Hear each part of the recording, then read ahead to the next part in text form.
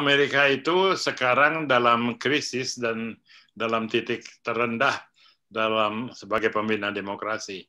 Bahkan sebetulnya demokrasi di Amerika tuh sudah dikikis pelan-pelan sejak 2016, sejak Trump jadi presiden. Saya yakin Biden akan dilantik dan berjalan dengan baik, tapi apakah kemudian akan menjadi lebih kuat?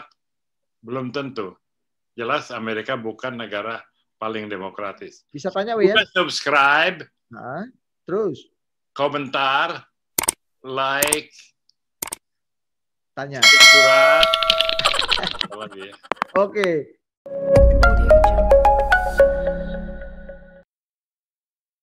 Halo para penggemar Perspektif Wimar edisi Amerika dimanapun Anda berada. Kali ini kembali bersama saya Budi Adiputro yang akan bincang-bincang tentang politik Amerika, tentang ada sejarah-sejarah juga, pastinya ada pop culture juga, dan kita akan jawab pertanyaan-pertanyaan Anda. Jadi jangan lupa Anda tanya di kolom komentar yang ada di YouTube-nya Perspektif Wimar edisi Amerika di Total Politik. Nanti pertanyaan Anda akan dijawab minggu depannya di acara Perspektif Wimar edisi Amerika. Dan sudah bersama saya hari ini siapa lagi? The one and only Wimar Witola. Yes.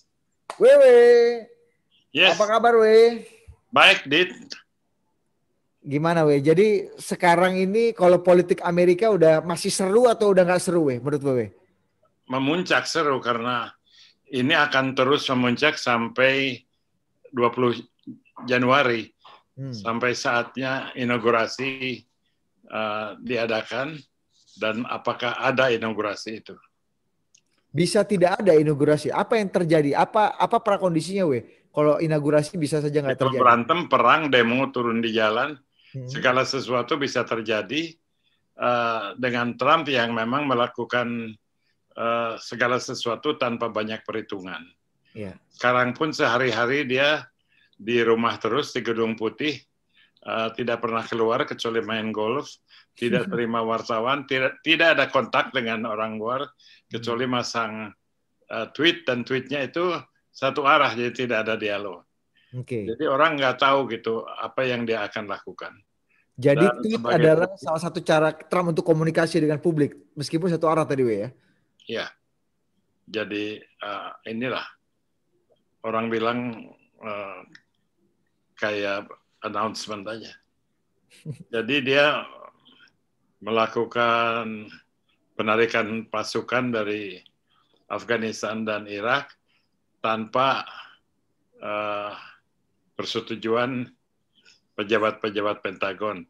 Karena pejabat Pentagon yang ada sudah dicopot semua, diganti semua. Nah, menarik, We, karena jadi salah satu yang menjadi pusat berita atau referensi berita di Amerika adalah tweetnya Donald Trump, ya, We, ya. Seperti tweetnya beberapa hari yang lalu, ada 2 tweet sebenarnya yang bertolak belakang gitu ya. Coba kita bacakan dulu satu tweet yang menarik banget, yang membuat kita semua menjadi bertanya-tanya, wah ini serius apa enggak nih? I won the election, kata Presiden Trump. Gimana, Wimar? Ya, ini kan salah. 16 November. Biasanya begini di Twitter harus diingatkan juga. Faktanya kan salah itu. Gimana, We? Kalau itu hanya sekedar tweet saja atau memang dia punya bukti atau mungkin gue punya perspektif lain? Seberapa seluruh geraknya, seluruh actionnya sekarang berdasarkan keyakinan bahwa dia yang menang pemilihan umum. Dan dia sudah ajukan 20 lawsuit, tutusan hukum ke pengadilan untuk menggugat hasil pemilihan umum karena ada kecurangan-kecurangan. Tapi semuanya tidak terbukti ada sama sekali. Jadi ditolak oleh hakim semuanya. Dia makin menggila lagi, makanya dia bikin Twitter yang minta dihitung kembali segala macam. Dan sekarang satu fase adalah dia melakukan kegiatan yang mengganggu. Misalnya yang akan terjadi hari-hari ini, mencabut pasukan dari Afghanistan dan Irak menjadi 2.500. Tadinya Afghanistan 4.500 kan. Tanpa persetujuan Pentagon, Departemen Pertahanan, bahkan dari dulu sudah tidak disetujui, dilarang oleh Pentagon karena itu akan membuat jumlah pasukan Amerika di kedua negara itu terlalu lemah.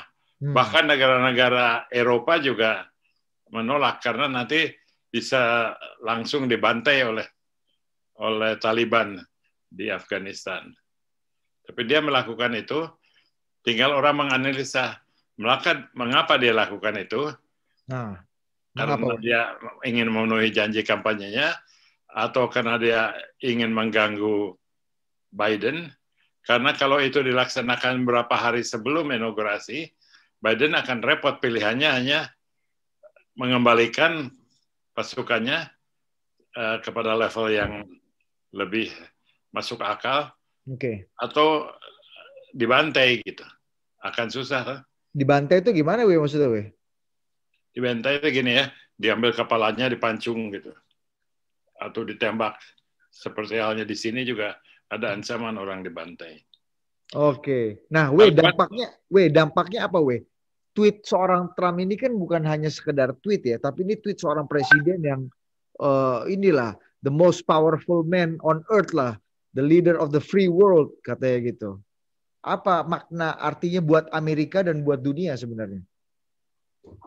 Ya dampaknya destabilisasi kan, membuat orang ricuh nggak tahu harus ngapain, dan membuat orang pasang strategi balik. Dan dampaknya untuk dunia barat, Amerika dan sekutunya yang berkepentingan di Afghanistan dan Irak, dan akhirnya kepada Indonesia juga. Karena Indonesia kan banyak tergantung dari keadaan internasional. Oke, tapi di sisi lain yang menarik juga, Trump juga men-tweet juga sebenarnya mengakui kemenangan Biden meskipun katanya kemenangannya lewat curang. Jadi sebenarnya ya secara nggak langsung Trump juga sudah mengakui Biden menang pemilu gitu ya. Pengakuannya itu hanya 2 kata dalam satu kalimat. I won katanya because si ini curang. Kemudian dia ralat. Dia tidak bermaksud men-tweet begitu. Jadi mungkin karena tidak pakai staff jadi sering suka salah tulis. Tapi itu tidak mengakui bahwa Biden itu menang. Jadi dia meskipun itu dia meralat lagi, dia tidak mengakui gitu ya, Biden itu menang. Oke. Tapi yang menarik adalah meskipun belum jelas sih kalau kata WW tadi boro-boro deh inaugurasi tanggal Januari 20 ya. Ya. Nah, Januari 20 2021. Ini belum apa-apa Trump sudah mau ancang-ancang deklarasi Pilpres 2024 ya. Kita lihat dulu. Nah, walau tak kunjung akui kekalahannya, Presiden Trump akan deklarasi maju Pilpres. Gimana, weh? Ya, kalau deklarasi Pilpres 2024 sih boleh aja. Habib Rizik juga bisa deklarasi. Gatot Nurmantio juga bisa deklarasi. Semua orang boleh deklarasikan tahun 2024. Jadi itu sih nggak ada pengaruhnya. Itu sih korannya aja cari sensasi. Tidak ada urusannya dengan menang atau kalah. Bahkan katanya Jared Kushner mau deklarasi. Jadi 2024 tuh masih kosong. Masih sangat bisa. Masih sangat cair, masih sangat bisa, weh ya. Ya. Siapa, weh, calon kuat Demokrat nanti misalnya? Apakah orang-orang seperti Rubio atau Cruz misalnya yang dulu juga sempat membetot perhatian, atau ada nama-nama baru tidak yang mungkin bisa... Sekarang semua sudah jadi pengikut setia Trump. Ya nanti harus rebutan lagi di antara mereka. Tapi pada saat ini sih orang yang paling setia sama Trump yang akan mewarisi fasilitas politiknya, yaitu uangnya dan terutama elektoratnya, pendukungnya gitu. Oke. Saya baca di artikel ini juga bahwa White House sendiri perlu mensertifikasi kemenangan kemenangan Biden paling lambat 11 Desember 2020. Ini maksudnya apa ya? Dari New York Times. Walaupun tidak mengakui kekalahannya di tangan Joe Biden, Trump telah memberitahu para penasihatnya mengenai rencana setelah meninggalkan kursi kepresidenan. Pria berusia 74 tahun itu disebut akan mendeklarasikan pencalonannya. Deklarasi itu bakal disampaikan setelah sertifikasi kemenangan Biden, yang perlu diketahui sertifikat tersebut harus diselesaikan paling lambat 11 Desember. Ah, bisa dijelaskan nggak itu apa, weh? Soal sertifikasi saya nggak tahu tuh persisnya.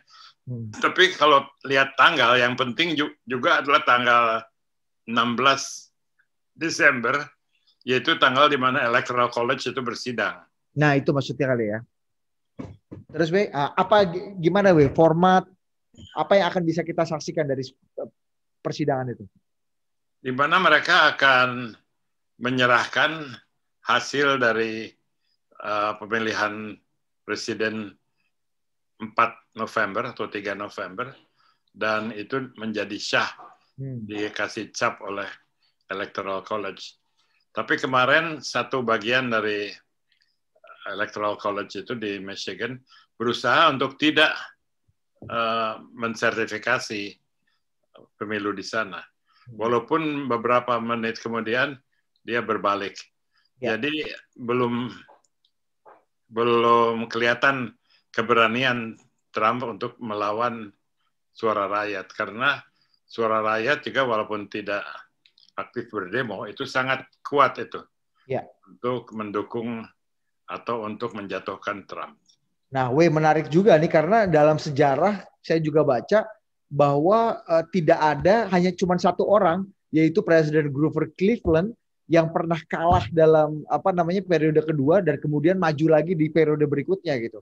Selebihnya kayak Presiden Carter atau Presiden Bush gitu ya, setelah kalah dalam, atau Presiden Ford misalnya, ketika kalah tuh mereka tidak maju lagi gitu, Ini kalau sampai maju lagi, apa yang gimana melihatnya?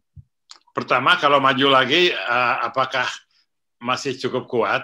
Apakah masih bebas? Karena ada kemungkinan dia tuh akan menghadapi beberapa macam masalah hukum, masalah korupsinya, masalah macam-macam lah yang tertunda oleh kepresidenannya. Jadi belum tentu dia bebas, dan juga ya itu belum tentu dia tuh bisa mengumpulkan dukungan partainya sebanyak sekarang. Karena kemungkinan juga Partai Republik capek kali kalau harus dukung sekali lagi, karena sudah terbukti tidak tahan. Oke, kita akan lihat bagaimana perkembangannya, terutama nanti sidang Electoral College, berarti minggu depan kita akan update soal itu. Menarik banget ya. Enggak, dia masih lama ya. 16 Desember, sorry. Betul, masih lama. Oke, tapi yang menarik kalau tadi kata Trump itu banyak kalahnya, banyak kurang beruntungnya. Jenderal Luhut Panjaitan yang kemarin katanya datang ke Amerika tuh menang banyak katanya. Nah, ini saya bacakan, ini pemerintah Indonesia dan Amerika menandatangani MOU mengenai pendanaan infrastruktur dan perdagangan senilai 750 juta US dollar atau setara dengan 10,5 triliun. Angka ini meningkat dari nilai kesepakatan sebelumnya 7 triliun atau 500 juta US dollar. Nah, dan banyak lagi kesuksesan lain katanya yang termasuk Jenderal Luhut sendiri bertemu dengan Presiden Trump di White House, ditemui. Ada komentar soal ini, Wi? Komentar saya adalah kalau memang pemberiannya itu 700 juta dolar, itu tidak besar sebetulnya ya, dibandingkan dengan anggaran Amerika. Ya bagus saja sebagai hiburan, dan juga barangkali memang Trump sedang mengumpulkan dukungan-dukungan yang murah dari berbagai negara. Terbukti juga dengan kunjungan Pompeo sekarang ke Eropa dan sampai ke Turki. Juga itu tidak jelas tujuannya gitu. Jadi mungkin Indonesia akan diproyeksikan jadi negara pendukung Trump. Hal mana tentu kalau kita warga negara yang sadar, itu harus dicegah ya. Jangan sampai kita menjadi alat Donald Trump. Ini gestur yang kurang baik atau yang cukup baik bagi politik luar negeri sebenarnya untuk diplomasi kita? Kurang baik sih. Sebagai dulu kan calon menteri luar negeri, anak diplomat segala macam, melihatnya ini kurang baik, Kurang baik. Apa kekurangannya, Kurang baik karena Indonesia tidak berhak dapat bantuan dari pemerintah yang sudah jatuh gitu.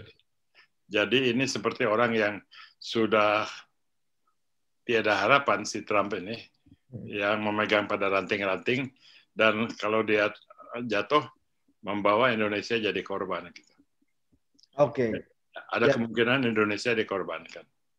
Oke. Paling tidak secara diplomatis, kita tidak bisa dengan bangga berada di jajaran pendukung pemerintah Amerika yang baru. Oke. Baik, Wei. Kita akan masuk ke informasi berikutnya. Ini menarik ketika, oke lah, kita inilah melihat masa depan, kita akan melihat ada kejutan-kejutan apa yang akan terjadi di kabinet barunya Joe Biden ya. Nah ini dia nih, ini bicara mengenai Joe Biden diprediksi angkat perempuan jadi Menteri Pertahanan. Adalah Michelle Flournoy, seorang veteran Pentagon yang digadang-gadang akan menduduki tampuk pimpinan di gedung Pentagon. Apabila Flournoy terpilih, ia akan menghadapi masa depan yang diperkirakan dengan penuh tantangan. Wimar, gimana komentarnya? Ya, tantangan pertama situasi di Afghanistan dan Irak itu yang diciptakan oleh Trump. Tapi dia juga akan dapat dukungan dari NATO dan Eropa karena pasti kebijaksanaan Biden dan kebijaksanaan beliau akan lebih berkenan di hati negara-negara sahabat. Kemarin itu Trump tidak bersahabat dengan negara-negara di NATO dan di Eropa. Yeah. Dia malah bersahabat dengan Rusia, dengan Cina, dengan Korea dan negara-negara begitu ya. Jadi kuat, saya kira bagus. Walaupun saya tidak tahu orangnya, tapi saya percaya pada Biden dan Harris memilih orang yang capable. Dan kalau itu perempuan, itu sejalan dengan pilihan politik di Amerika. Oke, jadi sejalan dan meneruskan ini optimisme terkait dengan adanya Kamala Harris di White House gitu. Jadi gerakan woman empowerment ini juga berlanjut jika nanti Menteri Luar Negeri, karena kalau Menteri Luar Negeri perempuan udah banyak ya. Ada siapa aja yang Wewe tahu Menteri Luar Negeri perempuan? Oh, di kuisnya gue nih Retno Marsudi. Siapa? Enggak, Amerika. Oh, ya. Dalam sejarah. Nah, siapa yo? Hillary Clinton. Terus? Si ini siapa? Ayo. Yang bikin gua grogi dong. Kita tes pengetahuannya Wimar. Paling tidak sejak Madeleine Albright. 20 tahun terakhir, 30 tahun terakhir ada 3 Menteri Luar Negeri perempuan. Siapa weh? Clinton? Madeleine Albright. Madeleine Albright di Presiden Clinton administration ya. Terus satu lagi? Nah. Ayo, ini juga sejarah. Setelah Colin Powell, Menteri Luar Negeri. Rice, bukan? Condi Rice, betul. Setelah Colin Powell, Menteri Luar Negeri pertama, Condoleezza Rice waktu itu dipilih oleh Presiden George Bush jadi Menteri Luar Negeri. Saya pernah salaman loh sama Condoleezza Rice. Oh gitu ya? Di mana weh? Di Washington. Oh keren, paten. Condoleezza Rice. Jadi ada 3 paling enggak dalam 30 tahun terakhir. Ya. Ada Madeleine Albright, ada Condoleezza Rice, sama satu lagi? Siapa satu lagi? Hillary Clinton. Hillary Clinton. Oke, kita break dulu. Waktunya sudah panjang. Kita break dulu. Kita akan masuk ke segmen 2. Apa yang akan terjadi jika ujaran kebencian? Jadi rupanya bukan di Indonesia aja. Ternyata ada gerakan, ada tren kebencian di Amerika tuh meningkat dari waktu ke waktu, terutama dalam 5 tahun terakhir. Kita akan break dulu, tetap di Perspektif Wimar edisi Amerika.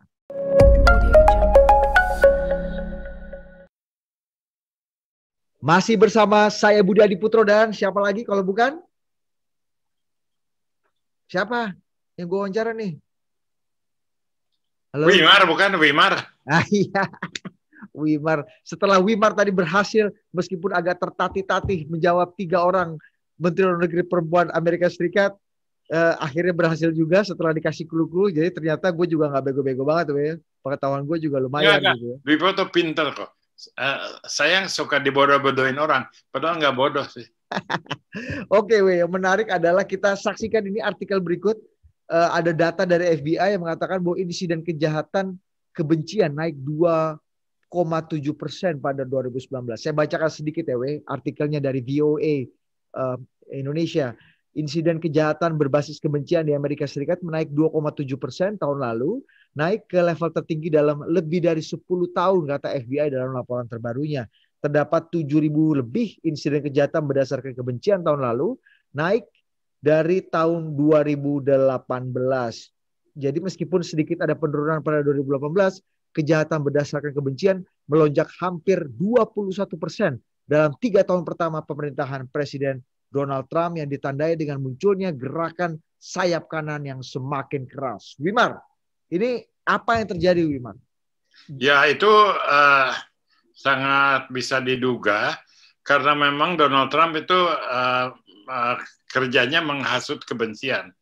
Karena makin banyak kebencian itu, makin banyak kekacauan, makin tergantung, makin bangga pengikutnya, base-nya gitu. Jadi itu bukan kebetulan sih. Di mana-mana dia bukan mendamaikan, malah membuat orang marah. Gitu. Nah, kalau bisa meningkat cukup tajam dalam beberapa tahun terakhir itu, karena kalau di sini reportnya dari FBI ini karena persoalan rasial ya, kebanyakan gitu ya. Jadi memang problem laten gitu.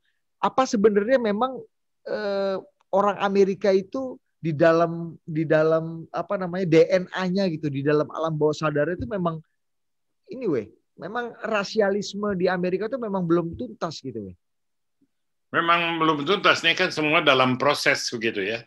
Tapi kalau dalam proses itu, dalam pemerintahan yang lalu makin baik situasinya, sekarang di bawah Donald Trump malah makin jelek. Jadi dia bukan mendamaikan, malah membuat lebih parah gitu. Jadi bukan figur yang sejuk, tapi figur semacam Rizik Syihab gitu yang maunya orang ribut. Karena Donald Trump beruntung dari chaos itu, dari keributan itu. Beruntung gimana, Kan dia yang jadi presiden, berarti kan dia harus menyelenggarakan stabilitas, keamanan. Enggak, rumusnya enggak begitu. Rumusnya adalah empower orang-orang yang merasa dirugikan oleh elit kulit putih dan oleh elit orang kaya. Dalam sejarah Amerika, kalau kita tahu kan dari perang sipil dan apa namanya dulu ada KKK juga ya, Klux Klan ya. Itu boleh dijelasin nggak Itu kenapa orang tuh begitu trauma, sama kayak orang Amerika tuh trauma sekali dengan Nazi gitu Dengan KKK itu apa yang terjadi sih? Ku Klux Klan itu semacam FPI lah, jadi kelompok yang memang sengaja menghasut kebencian ya. Dan itu bukan hal yang lucu karena mereka bergerak malam menculik orang hitam yang dianggap kurang ajar atau yang ternama dan digantung di pohon begitu. Banyak sekali orang digantung di pohon. Itu namanya lynching mob. Dan di siang hari orangnya kerja biasa, tapi semua tahu bahwa ini adalah satu jaringan yang menghasut kebencian rasial. Gitu. Dan itu sudah mati sebetulnya di tahun berapa itu. Tapi dalam masa Trump itu hidup lagi. Hidup sendiri dan di encourage, dibantu, diberi semangat oleh Donald Trump. Jadi benih-benih rasial yang sebenarnya belum sepenuhnya mati gitu ya, ketika klan itu Klux Klan itu dibubarkan. Di negara manapun tidak ada benih rasial yang mati. Di Prancis, di Indonesia, kecuali di Thailand barangkali. Di negara yang multi budaya itu tetap ada gitu. Tergantung pemerintah mau diredam, mau dikobarkan gitu. Dulu apa yang menjadi pemicu klan sendiri bisa mati dan ditinggalkan gitu Momentumnya ada di mana dalam sejarah politik Amerika tuh? Momentumnya tumbuhnya demokrasi Amerika yang sesudah zaman Roosevelt, di mana orang muaklah pada kekerasan dan ingin hidup tenang, ingin bekerja secara damai dan melawan kekerasan itu. Sehingga Ku Klux Klan-nya tidak bisa merekrut banyak anggota, terpaksa dia ngumpet. Dia memang ngumpet sampai kepada diberi angin lagi oleh Donald Trump. Jadi ada KKK, ada neo KKK gitu juga ya, kayaknya. Iya, semuanya ada neonya ya. Kayak di sini ada ketakutan neo PKI gitu, kalau di sana neo KKK gitu. Oke, oke, Beda, oke. beda, Dit. Beda. Beda. Gimana, weh? Neo PKI mah nggak ada Neo PKI. Orang aja bikin isu. PKI mana sih ada Neo PKI-nya? Nah, kata orang-orang banyak tuh, weh, di Kata spanduk-spanduk. orang-orang.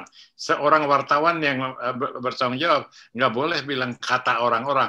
Itu istilah Trump. Kata orang-orang, Biden Ya, tuh karena banyak orang yang percaya dalam spanduk-spanduk, dalam demonstrasi-demonstrasi, mereka mengatakan ada neo PKI, meskipun saya secara pribadi dan kita sampai sekarang belum menemukan ada bukti apa-apa, tapi ternyata banyak juga orang yang percaya. Sama juga seperti apa tadi, kalau kata Wewe, ternyata banyak orang yang percaya ada neo PKI meskipun nggak jelas dari mana itu neo PKI kan, Wewe? Halusinasi. nggak ada. Saya berikan kepada Anda tidak ada neo PKI. Yang ada orang mengacau mencari isu apa saja gitu. Oke. Wewe, kita akan break dulu. Kita akan jawab pertanyaan-pertanyaan dari Mas Topo. Mas Topo tuh, Wewe, masyarakat total politik yang sudah nanya ke Wewe. Oke, kita akan break tetap di Perspektif Wimar edisi Amerika.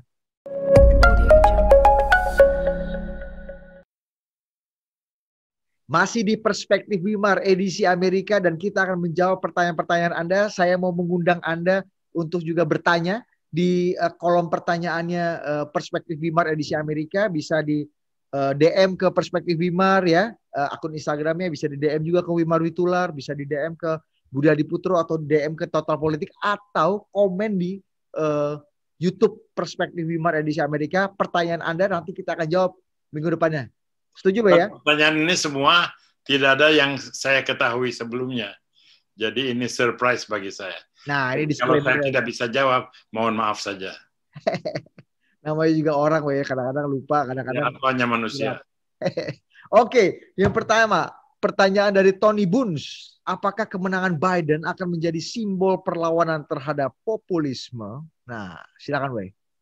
Ya, itu akan menjadi simbol, tapi apakah kuat simbolnya kita tidak tahu, karena populisme Amerika itu di bawah Trump itu menjadi sangat kuat. Jadi memang perlu kekuatan luar biasa dari Biden untuk mengkonsolidasikan kemenangannya. Oke, itu pertama. Udah cukup ya, Tony Buns. Ya, ada yang mau tambahin? Udah ya, cukup ya. Cukup. Kita menjawab pertanyaan kedua dari Pratama Hernu. Apakah sekarang masih bisa menyebut Amerika itu negara paling maju demokrasinya bila melihat aksi tidak sportif Trump yang tidak mau mengakui kekalahan? Nah, ini dia menarik sekali, pertanyaan cerdas nih, karena Amerika itu kan kiblat demokrasi dunia. Bagaimana kok kiblat jadi tercemar begini? Amerika itu sekarang dalam krisis dan dalam titik terendah sebagai pembina demokrasi. Bahkan sebetulnya demokrasi di Amerika tuh sudah dikikis pelan-pelan sejak 2016, sejak Trump jadi presiden. Nah, sekarang ini jadi pertanyaan apakah bisa berkelanjutan atau tidak. Saya yakin Biden akan dilantik dan berjalan dengan baik, tapi apakah kemudian akan menjadi lebih kuat? Belum tentu. Jelas Amerika bukan negara paling demokratis. Negara paling demokratis di dunia sekarang itu Islandia misalnya, Selandia Baru. Nggak ada negara-negara besar. Kalau mau ya Indonesia, kalau nggak dengerin ceramah-ceramah ngawur, Indonesia bisa jadi negara demokratis. Jadi indeks demokrasi itu, indeks demokrasi Amerika itu terjun bebas lah ya, gara-gara 4 tahun kepemimpinan Trump ini, ya. Tapi sekarang terhenti karena kemenangan Biden. Oke. Jadi mungkin naik lagi. Masih bisa nggak dianggap jadi kiblat? Tidak ya, tidak bisa jadi contoh sekarang. Oke, itu pertanyaan dari Hernu. Dan yang terakhir dari Reza Anto, apa jaminan Biden bisa membawa Amerika Serikat bangkit dari pandemi? Ya, ini soal pandemi nih, yang ditunggu-tunggu juga. Gimana, Wimar? Jaminannya tidak ada, tapi usahanya sudah terlihat, yaitu yang disapa dulu dong, disapa dulu. Ya. Halo Reza gitu. Halo Reza. Nah, biar semangat. Dia nggak jawab. Iya, nanti jawab di rumahnya. Ayo jawab. Oke. Jadi lupa pertanyaan. Apa jaminan Biden bisa membawa Amerika Serikat bangkit dari pandemi? Tidak ada jaminan kecuali orang tuh semua kerjasama, yaitu menjalankan protokol COVID. Pakai masker, cuci tangan, dan pasang jarak gitu ya. Oke. Kalau ada sebagian yang tidak nurut, itu rusak itu perjuangan anti pandemi. Jadi berat perjuangan Biden itu, belum lagi disabot oleh Trump. Jadi saya mah agak pesimis sehingga agak was-was, agak khawatir bagaimana nih perkembangan pandemi di Amerika. Di Indonesia masih lebih aman saya kira. Ngomong-ngomong kalau mau paling aman ya itu di Thailand dan di Vietnam ya. Oh di Thailand paling aman ya? Paling aman, jadi meskipun banyak demo juga belakangan ini. Kita bicara soal COVID dan soal demo. Ya COVID kan kadang katanya demo itu bisa menghasilkan klaster baru. Perkawinan, pesta pernikahan juga menghasilkan klaster baru katanya. Bisa, tapi bukan karena klaster baru COVID itu muncul. Oke. Wimar, terima kasih bincang-bincangnya pada hari ini. Senang sekali kita tadi sudah ngobrol-ngobrol dengan Wimar Witular. Menarik banget. Kita akan berjumpa di Perspektif Wimar edisi Amerika minggu depan di Total Politik dan juga di Perspektif Wimar. Jangan lupa tanya, jangan lupa partisipasi karena pertanyaan Anda akan langsung dijawab oleh Wimar Witular, the one and only minggu depan. Yes, Sampai jumpa. Sampai jumpa.